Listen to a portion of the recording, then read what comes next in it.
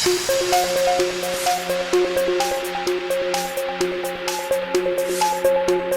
we're going to be studying mathematics. And emerges from the second mirror. These words sound Be your teacher for today. Hi everyone, you're welcome to class today. I hope you found the last task I gave to you very interesting. Okay, today we are going to move into a new topic, and it's about population. We'll be talking about tally marks, bar graphs, and pictogram. Let's go.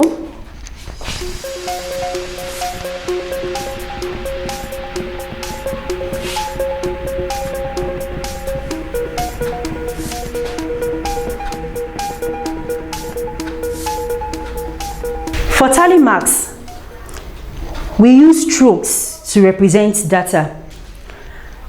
Let's take, for instance, I'm standing in front of a school which is strategically located, and then I want to find out the number of different types of vehicles passing through the school, perhaps bicycles, buses, cars, lorries, and I'm recording. How do I do that easily? I could use tally marks. This is what we do with tally marks.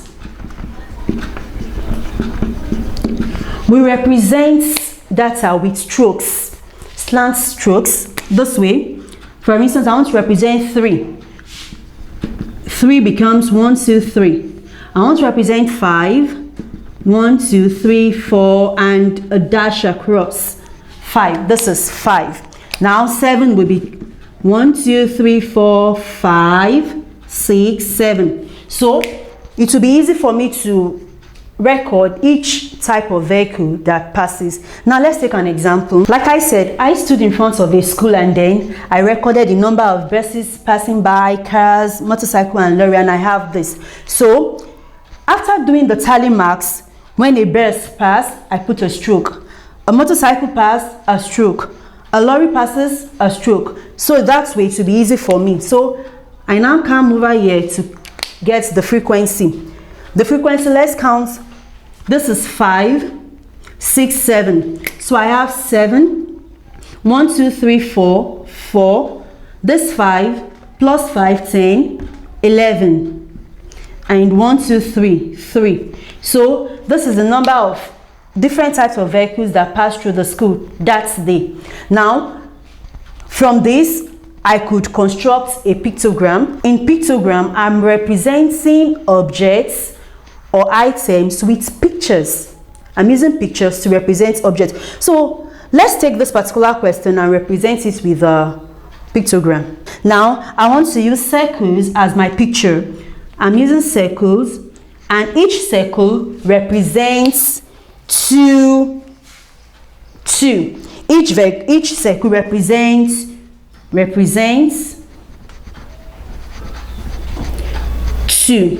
So for birds, I have 7 buses that passed. So what do?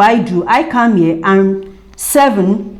For me to have 7, I need 1, 2, 3. This is 2, 4, 6 because one circle represents 2. So, and I have a half. So, mere looking at this picture, I could calculate 2, 4, 6, 7 buses pass through the school. Now let's go to the car 4. So we use 2 circles for car. For car 1, 2. Now motorcycle is 11. 11 divided by 2 is 5.5. So I need 5.5 cycles. 1, 2, 3, 4, 5 and half. Now for a lorry, 3.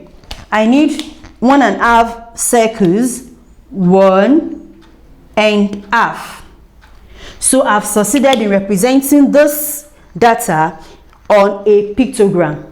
I've used pictures to represent my data. Now let's take another question. For instance, we want to look at the number of loaves of bread bought from a bakery throughout a week.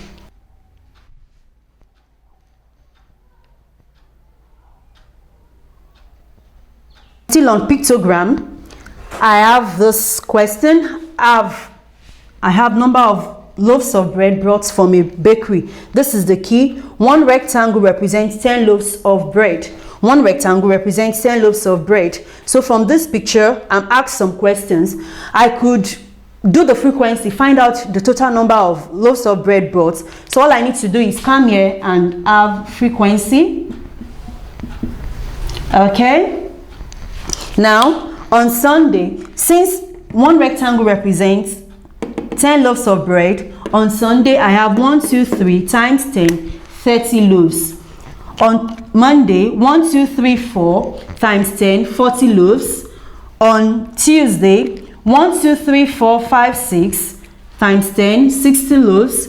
On Wednesday, 1, 2 times 10, 20 loaves. On Thursday, 1, 2, 3, 4, 5 times 10, 50 loaves. On Friday, 1, 2, 3, 4, 5, 6, 7, 8, 9. 9 times 10, 90 loaves. On Saturday, 1, 2, 3, 4, 5, 6, 7 times 10, 70 loaves. Now, the question is, how many loaves of bread was bought on Wednesday? So all I need to do is Wednesday, 20, 1, 2 times 2, 20. So I could come here and say on Wednesday, 20 loaves of bread was bought. Easy, right? Okay. On the second question, when was the highest quantity of bread bought? So my frequency table helps me out. Highest quantity. Looking at those figures, 90 is the highest here. So, but the question is not what quantity is the highest. When, that's which day. So 90 was bought on Friday. So I just come here, Friday. Can you see this is very easy? So that's pictogram. I've used pictures to represent data. Now, let's move to bar graphs. Bar graphs, like the name implies, uses bars. Bars to represent data, to represent information. Let's still take this particular question and then represent it on a bar graph. I want to represent this question on a bar graph.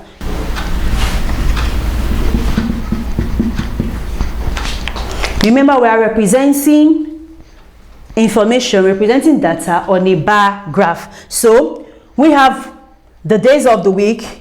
You have a line, a vertical and a horizontal, and then you represent. So let's do it together. Let's assume we have something like this.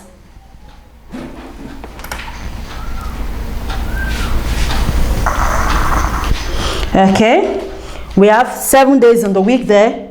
Let's take this as Sunday, Monday, Tuesday, Wednesday, Thursday,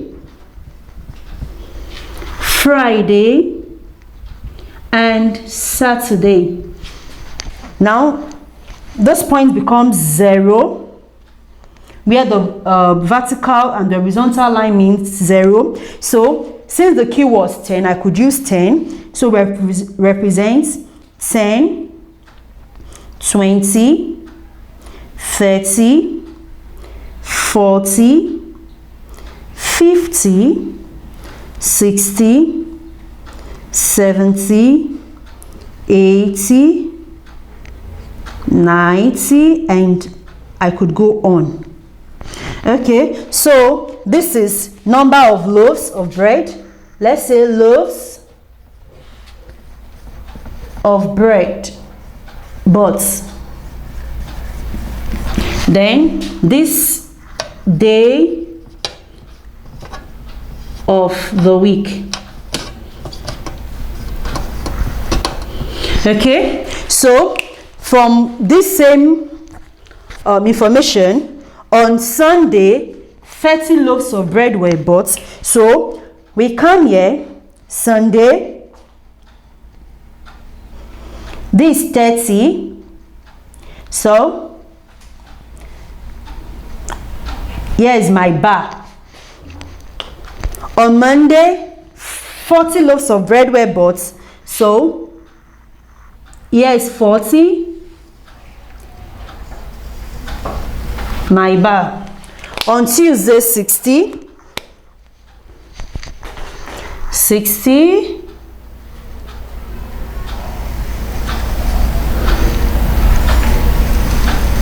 My bar. On Wednesday, 20. Here is 20. On Thursday is 50. Here is 50. I'm using bars to represent. On Friday is 90, the highest.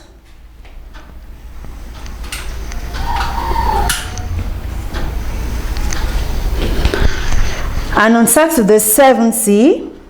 Can you see what I'm doing? 70. So I have represented this information on a bar graph. I hope you got that. So let's get something to do on our own at home.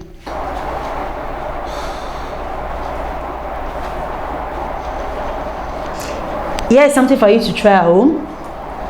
This favorite sports, tally marks, frequency, and I've written out the tally marks so it will just be easy for you to count. Okay, let's try this.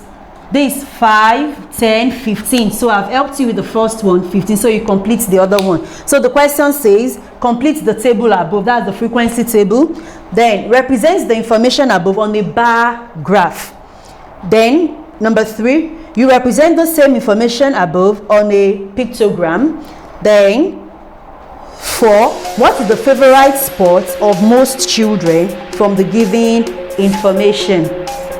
Thank you for being part of this class. I'll be glad to meet you at the next lesson. Bye.